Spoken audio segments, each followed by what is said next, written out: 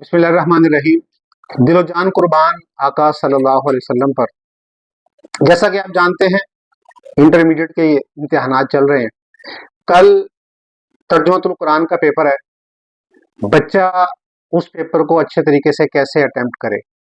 50 number का paper है और ये वो पेपर है कि जो बच्चे को फुल मार्क्स दिला सकता है, यानी कि बच्चा 50 के 50 नंबर इसमें हासिल कर सकता है। और इस पेपर में 50 नंबर हासिल करके मेरिट के हवाले से बच्चे को उसका बड़ा फायदा होगा। तो आज हमारे साथ तशरीफ फरमा है प्रोफेसर मोहम्मद बिलाल साहब, जो इस्लामियात और तर्जुमतुल कुरान के टीचर हैं। ये बच्चों को बताएंगे कि कैसे वो तर्जुमतुल कुरान का पेपर अटेम्प्ट करके अच्छे नंबर हासिल कर सकते हैं। जी बिलाल साहब, पहले ये बताइएगा जरा बच्चों को कि वो बच्चे पेपर की तैयारी कैसे करें तर्जुमतुल कुरान के पेपर की, ताकि वो अच्छे नंबर हासिल कर सके। बिस्मिल्लाहिर्रहमानिर्रहीम। तर्जुमातुल कुरान का पेपर इंतहाई आसान किस्म का पेपर होता है। बच्चा इसमें 50 मार्क्स आसानी से ले सकता है। और इसमें सेकेंड ईयर के जो बच्चे हैं उन्हें ज़्यादा टेंशन लेने की ज़रूरत नहीं है। अक्सर में बाज़ुकात बच्चे ये सोच लेते हैं कि इसमें 17 सूरतें आई हुई हैं, क्योंकि फर्स्ट ईयर में जो उन्होंने इस्लामियात पढ़ी थी उसमें 4 सूरतें थी, और यहाँ पर 17 सूरतों को सामने रख के वो अपने ऊपर बंधन फील कर रहे होते हैं। ऐसा कुछ नहीं है, ये भी बहुत आसान है। अब इस पेपर को इसमें अच्छे नंबर लेने के लिए या इसे अटेम्प्ट करने के लिए जो बेहतरीन तरीका ये है कि सबसे पहले बच्चा क्या करे, इनके जो इब्तदाई तारुफ हैं सूरतों के, वो जाहिर है MCQs में भी पूछे जाएंगे, शॉर्ट क्वेश्चन भी उसका आ सकता है। इसी तरह उसका खुलासा है या मरकजी ख्याल के हवाले से वो पूछ लेते हैं तमाम सूरतों के, उसके बारे में भी बच्चे को पता होना चाहिए। ये तमाम सूरतों का ये बेसिक है, और इस बेसिक को याद करना कोई मुश्किल नहीं है, ईजी है ये चीज़ें।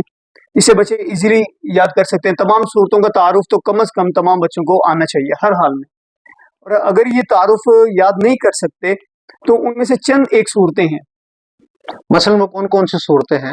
चंद एक सूरतें हैं, अगर वो उन्हें अच्छी तरह तैयार कर लेते हैं तो मेरा नहीं ख्याल कि उनके ये जो 50 मार्क्स हैं उनमें से कोई नंबर कट सकते हैं।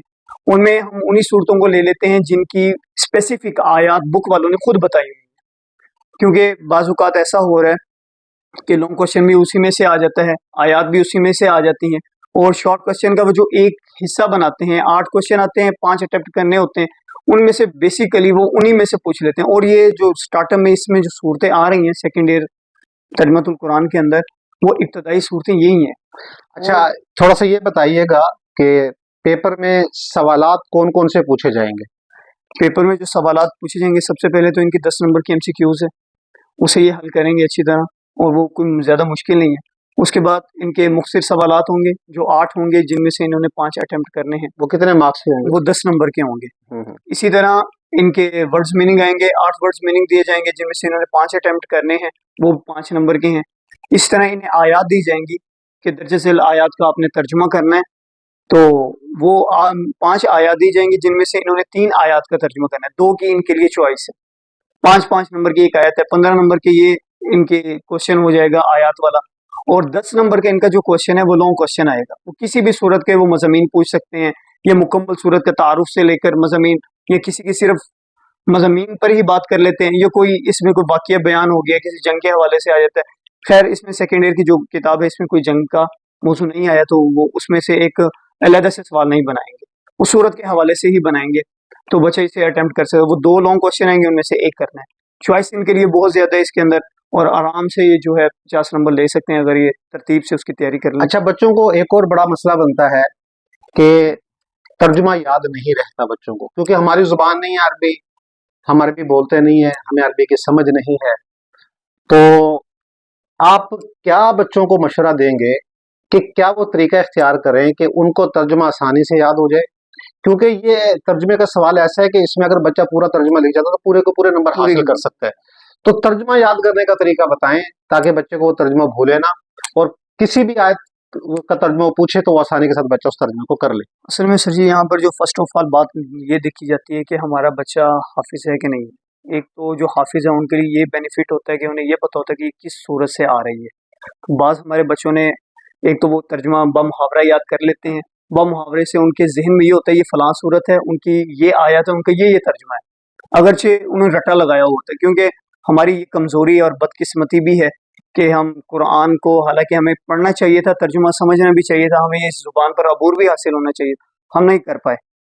تو یہاں پر بچوں کے لیے ایزی تو یہی ہے کہ وہ جس آیت کو بھی پڑھیں اس کے ایک ایک لفظ پر اچھی طرح غور و فکر کریں، اسے ایگزیکٹ اپنے ذہن میں بٹھائیں. ایسا نہیں ہے اب عربی جو ہے اس کے اندر اردو کی بہت ساری جو لغت ہے وہ استعمال ہو رہی ہے، اسی لغت کو پیش نظر رکھتے ہوئے عربی کے بہت سارے الفاظ ایسے آتے ہیں اس کا معنی وہی بن جاتا ہے.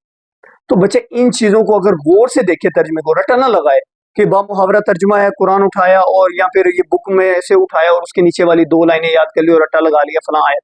ایسا نہ کرے، ایک ایک لفظ کو اچھی طرح پڑھے، غور کرے کہ اس کا کیا معنی. پھر جو غیر حافظ بچے ہیں ان کے لیے بھی کوئی پریشانی نہیں بنے گی، وہ کہیں سے بھی کسی بھی صورت سے آیت آ جائے اسے آسانی سے کیا پتا ہوگا کہ فلاں لفظ کا یہ معنی بنتا ہے، تو وہ ایزیلی اسے کر لیتا ہے.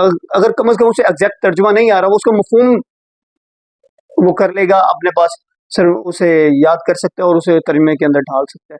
لیکن بچوں کو خیال کرنا چاہیے کہ قرآن کا ترجمہ کرتے ہوئے کسی بھی غلطی سے محفوظ رہیں، اپنی طرف سے ترجمہ نہ کریں، جہاں تک آ جائے تو انہیں وہ اچھی طرح وہیں تک لکھ لیں، آگے نہیں آتا تو اسے چھوڑ دیں. بہت شکریہ. یہ تھے پروفیسر بلال صاحب جو بچوں کو بتا رہے تھے کہ کیسے وہ ترجمۃ القرآن کا پیپر اٹیمپٹ کریں، کس طرح تیاری کریں اور کس طرح وہ اچھے نمبر حاصل کر سکتے ہیں. بات وہی ہے، قرآن ہماری مذہبی کتاب ہے، دینی کتاب ہے، ہمیں یہ کلام آنا چاہیے، ہمیں یاد ہونا چاہیے اور ہمیں اس زبان کا فہم ہونا چاہیے عربی کا. تو فہم ہوگا تو پھر آگے آسانی ہو جائے گی.